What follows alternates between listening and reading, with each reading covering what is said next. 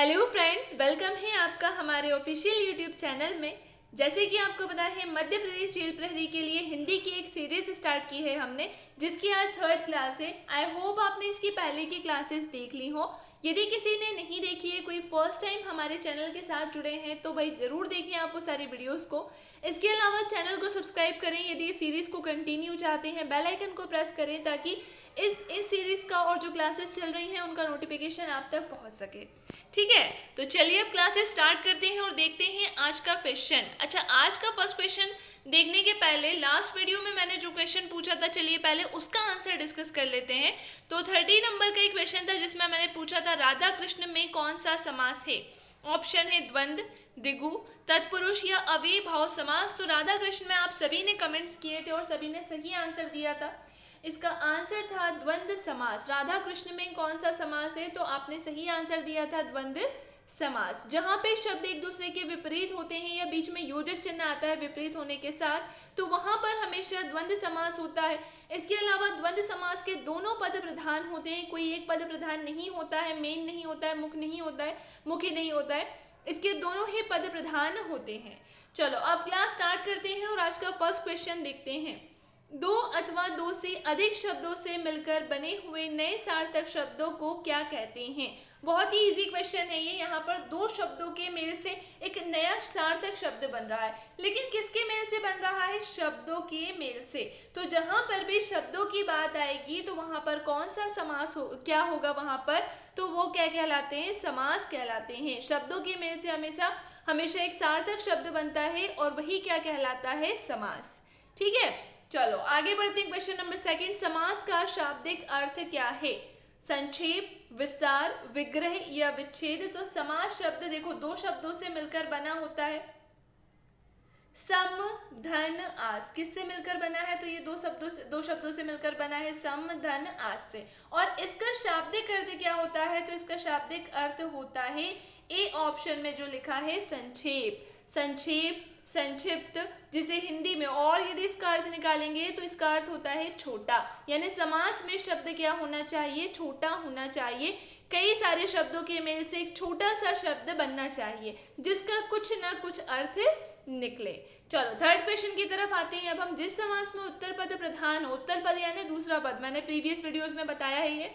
तो जिस समास में उत्तर पद प्रधान होने के साथ ही पूर्व पद तथा उत्तर पद में विशेषण विशेष्य का संबंध भी होता है, तो उसे कौन सा समास कहते हैं? तो देखो, जहां पर उत्तर पद तो प्रधान होगा ही और उसके साथ विशेषण विशेष्य का संबंध होगा, तो वहां कौन सा समास होगा? ऑप्शन है बहुव्रीहि, कर्मधारय, तत्पुरुष या द्वंद्व समास। तो वहां पर होगा कर्मधारय समास। ठीक है, कर्मधारय समास में विशेषण विशेष उपमेय उपमान का संबंध होता है और इसी का ही उत्तर पद प्रधान होता है। चलो 4th क्वेश्चन की तरफ आते हैं। जिस समास के दोनों पद अप्रधान हो, है ना, अप्रधान यानी जिसका दोनों ही पद प्रधान ना हो, वहां पर कौन सा समास होता है? द्वंद्व, द्विगु, तत्पुरुष या बहुव्रीहि। तो द्वंद्व तो वैसे भी नहीं होगा क्योंकि इसके तो दोनों ही पद प्रधान होते हैं। द्विगु में क्या होगा? तो द्विगु का पहला पद संख्यावाचक होता है, तो ये भी आंसर नहीं होगा। तत्पुरुष समास, इसका तो दूसरा पद प्रधान होता है, तो ये भी आंसर नहीं होगा। इसका आंसर क्या होगा? डी वाला बहुव्रीहि समास। क्यों होगा? क्योंकि इसका कोई भी पद प्रधान नहीं होता है, इसके पहला दूसरा कोई भी पद प्रधान नहीं होता और यहाँ तीसरे व्यक्ति की ओर संकेत किया जाता है। ठीक है, इसलिए इसका आंसर हो जाएगा डी, बहुव्रीहि समास। चलो 5th क्वेश्चन की तरफ आते हैं। अब हम निशाचर में कौन सा समास है? अव्ययी भाव समास, कर्मधारय समास, नश समास या बहुव्रीहि समास। निशा में विचरण करने वाला यह इसका विग्रह होता है और निशा में विचरण कौन करता है? तो ये तीसरा व्यक्ति यहाँ पर हो जाएगा राक्षस। यहाँ किसकी ओर संकेत कर रहे हैं? राक्षस की ओर तीसरा व्यक्ति हो जाएगा। तो जहां पर भी कोई भी पद प्रधान ना हो अर्थात तीसरे व्यक्ति की ओर संकेत हो, तो वहां पर होता है बहुव्रीहि समास। इसलिए 5th का आंसर हो जाएगा डी वाला। ठीक है, चलो आ जाओ अब क्वेश्चन नंबर 6 से। चौराहा में कौन सा समास है? बहुव्रीहि, तत्पुरुष, अव्ययी भाव या द्विगु समास। चौराहा का विग्रह होता है चार राहों का समूह। तो पहला पद जहां पर संख्या हो और विग्रह करने पर समूह का बोध हो, जब दोनों ही चीजें हों, तो वहां पर होता है द्विगु समास। इसलिए चौराहा का आंसर हो जाएगा डी वाला द्विगु समास। सुपुरुष में कौन सा समास है? तत्पुरुष, अव्ययीभाव समास, कर्मधारय, द्वंद्व समास। तो इसका आंसर है कर्मधारय। सु है जो पुरुष यानी अच्छा है जो पुरुष, कई बार आया हुआ क्वेश्चन है। आई होप आपने कभी पढ़ा हो, यदि नहीं पढ़ा है तो कोई भी बात नहीं, अभी हम सारे ही क्वेश्चंस प्रीवियस वाले ही डिस्कस कर रहे हैं। देखो, व्यापम की एक बहुत ही अच्छी आदत है ना कि वो क्वेश्चंस को रिपीट करती है, ठीक है। तो जब वो क्वेश्चन को रिपीट करती है तो क्यों ना हम उसका फ़ायदा उठाएं। प्रीवियस जितने भी पेपर हैं सारे ही सब्जेक्ट के आप ज़रूर सॉल्व करो। सारे सब्जेक्ट में पेपर सॉल्व करोगे आपको काफ़ी आइडिया लगेगा कि कैसे आपको पेपर निकालना है और किस हिसाब से पढ़ाई करनी है, ठीक है। तो सुपुरुष में कौन सा समास है? इसमें है कर्मधारय समास। चलो आगे आते हैं। अब हम विशेषण और विशेष्य के योग से कौन सा समास बनता है। तो अभी हमने कुछ प्रश्न में ही देखा था कि विशेषण विशेष के बीच में जो संबंध रहता है वह किस समास में आता है और इनके योग से कौन सा समास बनता है। तो जाहिर सी बात है इनके योग से बनेगा कर्मधारय समास। क्वेश्चन नंबर 9 है। देखो, आपने ये चीज नोट नहीं की होगी शायद, लेकिन मैं आपको बता दूं सारे ही क्वेश्चन जितने भी हम कर रहे हैं कहीं ना कहीं वो एक दूसरे से कनेक्टेड है। तो ये जो सीरीज है ना काफ़ी हेल्पफुल रहेगी आपके लिए, क्योंकि इसमें हम हर तरह से क्वेश्चंस को पढ़ रहे हैं और डिटेल में ही हम क्वेश्चंस को समझ रहे हैं, ठीक है। चलो 9th क्वेश्चन देखते हैं। निम्न में से द्वंद्व समास का उदाहरण है पीताम्बर, नेत्रहीन, चौराहा या रुपया पैसा। तो इसका आंसर है रुपया पैसा। द्वंद्व समास का उदाहरण क्या है? रुपया पैसा इसका उदाहरण है। इसके दोनों ही पद प्रधान हैं, एक दूसरे के विपरीत हैं, बीच में योजक चिन्ह का प्रयोग किया गया है। अव्ययीभाव समास का एक उदाहरण यथाशक्ति का सही विग्रह क्या होगा? जैसी शक्ति, जितनी शक्ति, शक्ति के अनुसार या यथा जो शक्ति।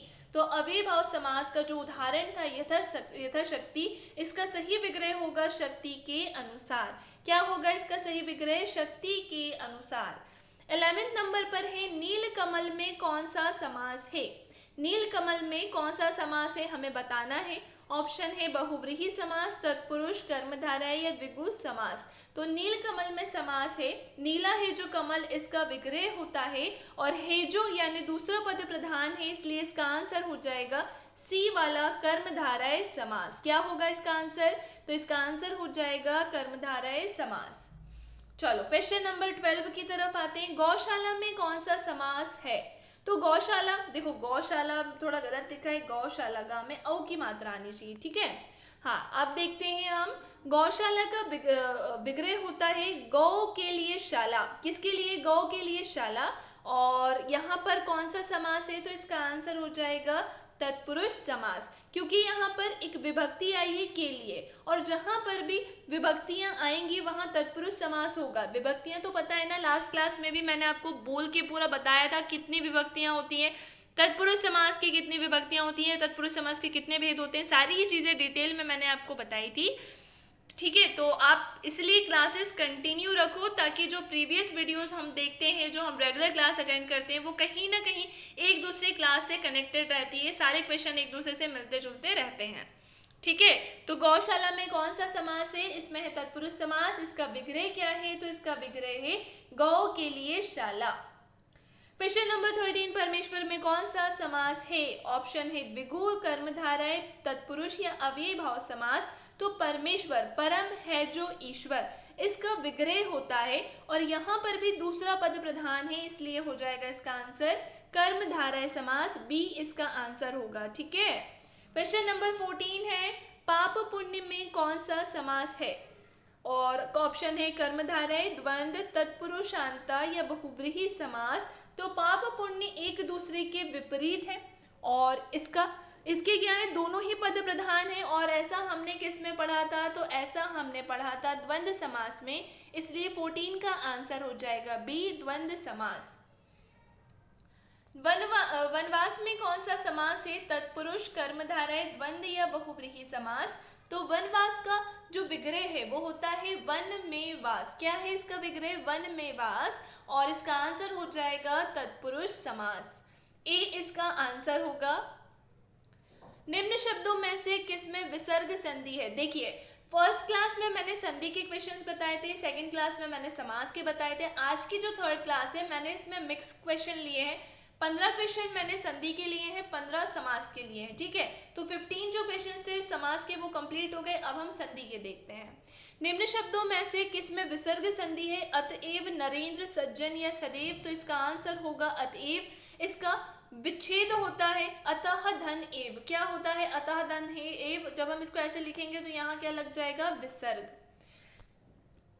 17 नंबर के क्वेश्चन है, छोटा आ छोटी ई मिलकर ए बन रहे हैं यहाँ पर, ठीक है। तो स्वर संधि के किस भेद को व्यक्त करता है? देखो नियम से डायरेक्ट क्वेश्चन बना है तो नियम भी आपको पता होना चाहिए, और नियम कोई ऐसे डिफिकल्ट नहीं होते हैं, बहुत आसान होता है नियम को समझना। और आ और ई मिलके ए किस संधि में बनते हैं? दीर्घ, गुण, वृद्धि या यड़। तो इसका आंसर है गुण संधि। आ और ई ए बनते हैं और यहाँ पर आ और ऊ मिलकर ओ बनते हैं, ठीक है। चलो आगे बढ़ते हैं अब हम। अधः धन गति, अधः धन गति यानी अधोगति, ये किस संधि का उदाहरण है? स्वर, व्यंजन, विसर्ग या गुण। तो भैया ये तो डायरेक्ट आंसर बताने वाला क्वेश्चन हो गया है, यहाँ विसर्ग लगा है तो भैया आंसर बता दो। इसका आंसर क्या हो जाएगा? विसर्ग संधि, यानी सी इसका आंसर होगा। 19 की तरफ आते हैं। मतेक्य में कौन सी संधि है? दीर्घ, यड़, गुण या वृद्धि संधि। तो मतेक्य जहां पर भी मात्राओं की वृद्धि होती है वहां हमेशा वृद्धि संधि होती है। इसमें वां में जो मात्रा लगी है वो गलत लगी है, वृद्धि में ऐसे मात्रा लगती है, ठीक है। चलो अब क्वेश्चन देखो, मतेक्य में पूछा है तो मैंने अभी क्या बोला? जहां मात्राओं में वृद्धि हो। और वृद्धि संधि की पहचान है कि यहाँ बीच में ऊपर या तो ऐ की मात्रा मिलती है या तो औ की मात्रा मिलती है। तो मतेक्य में जरा चेक करो, यहाँ ऐ की मात्रा आ रही है जहां शब्दों का मेल हो रहा है। ये जो ट्रिक है ना, ये आपको शब्दों के मेल में ही देखना है, आजू बाजू मत देखना वरना हमेशा गलत करोगे आप, ठीक है। तो जब हम शब्द को तोड़ेंगे जैसे मत, धन, एक के करेंगे, ठीक है। अब ये दोनों जहां मिल रहे होंगे वहां हमें मात्राएं चेक करनी रहती हैं। तो मतेक्य में कौन सी संधि? वृद्धि संधि। नेक्स्ट आते हैं, स्वागतम में प्रयुक्त संधि का नाम है? यड़, गुण, दीर्घ या वृद्धि संधि। स्वागतम का विच्छेद होता है सुधन आगतम, और इसमें कौन सी संधि होगी? तो इसमें है यड़ स्वर संधि। कौन सी संधि हो जाएगी इसमें? तो स्वागतम में होगी यड़ स्वर संधि। चलो, सूर्योदय में प्रयुक्त संधि का नाम है गुण, वृद्धि, यड़ या दीर्घ संधि। तो सूर्योदय में कौन सी संधि है? तो इसमें है गुण स्वर संधि। इसका विच्छेद होता है सूर्य धन उदय। देखो जहां पर भी मेल करने पर, शब्दों का मेल करने पर, जैसे हम किसी शब्द को तोड़ते हैं ना, सूर्योदय को तोड़ेंगे तो सूर्य धन उदय होगा, ठीक है। अब जहां पर उनका मेल हो रहा होगा वहां बीच में आपको देखना है, यदि ओ आ गया या तो ए मिलता है या तो ओ मिलता है, ठीक है। यहाँ पर ओ मिल रहा है तो जहां पर भी ओ मिले या ए मिले तो वहां हमेशा गुण संधि होगी। जैसे मैंने अभी इससे पहले वाले क्वेश्चन में बताया था, ऐ आ जाए या औ आ जाए तो वहां पर कौन सी संधि होगी? वृद्धि। उसी प्रकार सूर्योदय में कौन सी संधि होगी? गुण स्वर संधि। चलो आगे बढ़ते हैं। उल्लेख का सही संधि विच्छेद बताना है, तो इसका आंसर मैं डायरेक्ट बता दे रही हूँ। उत धन लेख बी वाला इसका आंसर होगा। ता में हलंत लगेगा, इसमें बिल्कुल लगना चाहिए हलंत। और उल्लेख में कौन सी संधि है? तो इसमें संधि है व्यंजन संधि।